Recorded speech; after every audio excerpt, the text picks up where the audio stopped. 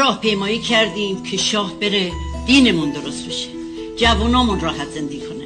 متاسفانه دینمون که خراب شد، هیچ فساد جامعه رو گرفت، هیچ دزدامون زیاد شد، هیچ بچه‌های جوانمون که آقای علمی هم میدونه 2 پسر 20 سالم شهید شده و همسرم شهید شده. ببینید من بچه‌هامو با دست خودم بردم زیر خاک نشوندم که این جوان راحت زندگی کنه. متاسفانه ما از هر دوتاش عقب موندیم، از دین عقب موندیم، از زندگی برای جوانامون عقب موندیم. من الان خودم 2 بچه دیگه دارم، 2تاشونم بیکارم، کاری ندارم.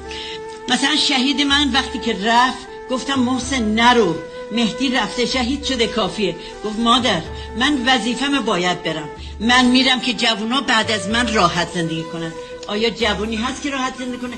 مگر رابطه‌ای باشه پدرش یه جایی کار بکنه، تو وزیری وکیلی جایی باشه رابطه‌ای ببرش، وگرنه محاله. پا رو خون شهدا گذاشتن و درن رامونه.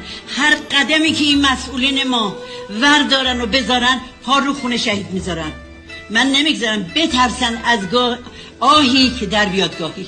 من عکس 3 بچه‌هامو همسرمو گذاشتم اونجا. شب که میخوام بخوابم میگم مهدی، محسن، حاج آقا چند نفر امروز نون نداشتن، چند نفر امروز غذا نداشتن، چند نفر امروز شرمنده بچه‌هاشون بودن. من درک میکنم ولی مسئول ما درک نمیکنه. اصلا اون دنیا یا قبول نداره. اگر قبول داشتن نه همه دزدی نمیکردن. از زمانی که شاه رفته ما داریم با بدبختی زندگی میکنیم.